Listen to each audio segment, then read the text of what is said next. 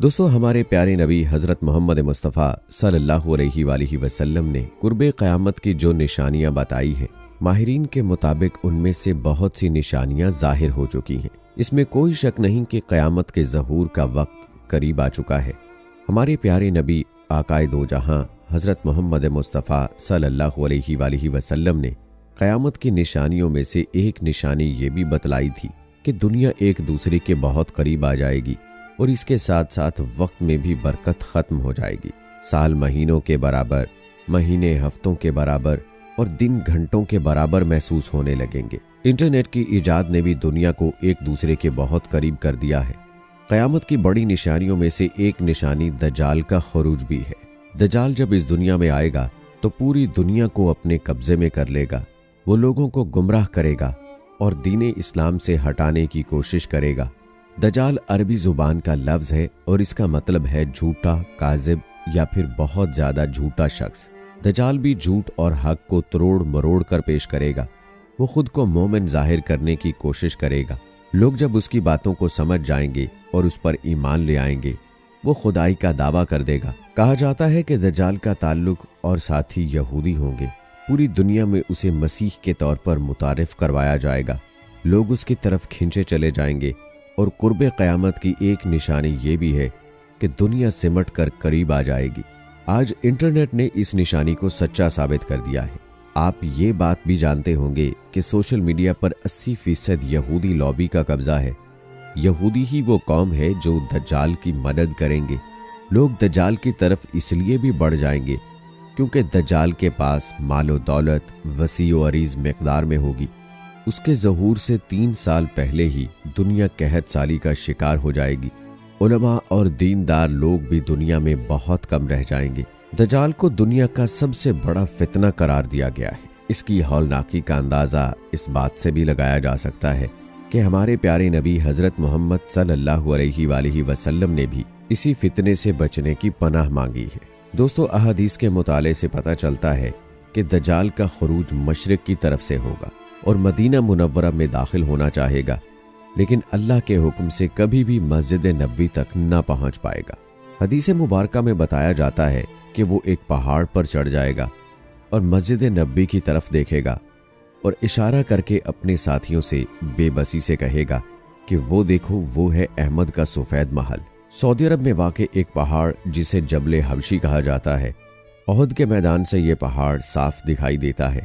سعودی حکومت نے ہر طرح کی مخالفت کے باوجود اس پہاڑ پر دجال کے لیے ایک محل تیار کروایا ہے۔ اس محل کی تعمیر کو رکوانے کے لیے علماء کرام نے بہت کوششیں کی، لیکن سعودی حکومت نے بغیر کسی دباؤ میں آتے ہوئے یہ محل تعمیر کروایا۔ حیران کن طور پر جب سے یہ محل تعمیر ہوا ہے، یہ غیر آباد ہے۔ جدید سہولیات سے آراستہ یہ محل ویران پڑا ہوا ہے۔ اس کی طرف جانے والا بھی صرف ایک ہی راستہ ہے۔ اس محل کی تعمیر کچھ اس طرح سے کی گئی ہے کہ یہ محل رات میں بھی دن کی طرح روشن دکھائی دیتا ہے۔ یہاں کے مقامی لوگ اسے دجال کا محل کہہ کر پکارتے ہیں۔ نبی پاک صلی اللہ علیہ وآلہ وسلم کی حدیث کے مطابق اور نشانیوں کے مطابق اس بات کا پتہ چلتا ہے کہ جبل حبشی ہی وہ مقام ہے جس سے دجال مدینہ منورہ پر حملہ کرنے کی منصوبہ بندی کرے گا۔ یہ بات قابل غور ہے کہ دجال اور اس کے ساتھی مدینہ منورہ پر ہی کیوں قبضہ کرنا چاہتے ہیں اور مکہ مکرمہ کی طرف ان کا دھیان کیوں نہیں جاتا۔ ماہرین کے مطابق یہودیوں کا کہنا ہے کہ مدینہ منورہ وہ جگہ ہے جہاں پر پہلے یہودی آباد تھے۔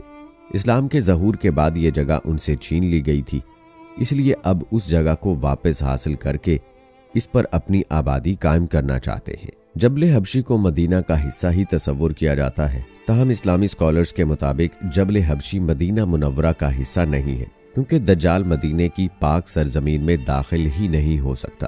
دوستو، روایات کے مطابق دجال جبل حبشی سے مدینہ کی طرف روانہ ہوگا۔ مدینے کی طرف جانے والے 7 راستے ہیں۔ وہ ہر راستے سے مدینہ منورہ میں داخل ہونے کی کوشش کرے گا، لیکن ہر بار ناکام رہے گا۔ نبی پاک صلی اللہ علیہ وآلہ وسلم کے فرمان کے مطابق ہر راستے پر اللہ کے حکم سے محافظ فرشتے متعین ہوں گے جو اسے مدینہ منورہ میں داخل ہونے سے روک دیں گے۔ نبی پاک صلی اللہ علیہ وآلہ وسلم کی حدیث کے عین مطابق اس وقت مدینہ منورہ کو جانے والے 7 راستے یا پھر 7 بڑی شاہراہیں ہیں उन्हीं रास्तों से दजाल मदीना मुनव्वरा में दाखिल होने की कोशिश करेगा। इस नाकामी के बाद वो यहाँ से भाग जाएगा और मदीना मुनव्वरा की मगरबी ज़मीन पर अपना खैमा लगा लेगा।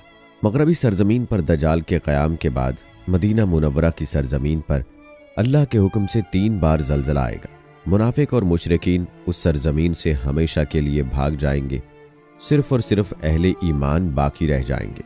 रिवायात के मुताले से पता चलता है कि इसके बाद दजाल मुल्क शाम की तरफ सफ़र करेगा।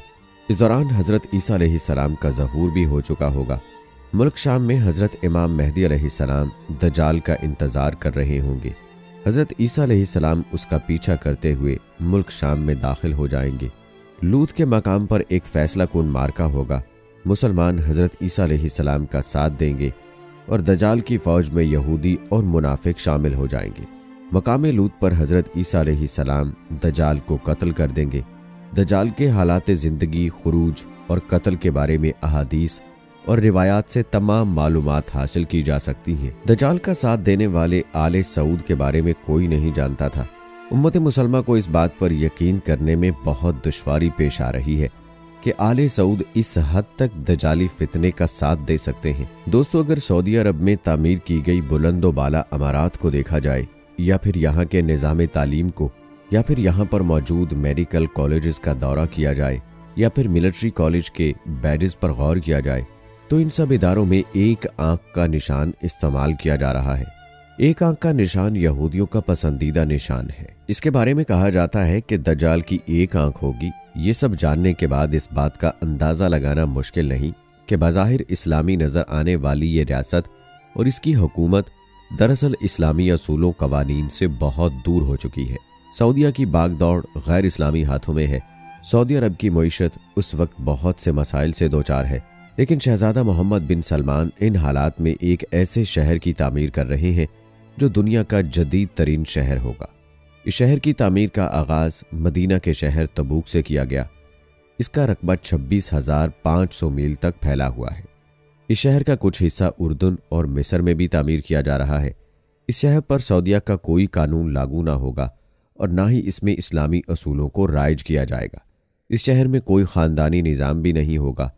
इस शहर में खिदमतगारों की एक फ़ौज रोबोट की शक्ल में मौजूद होगी।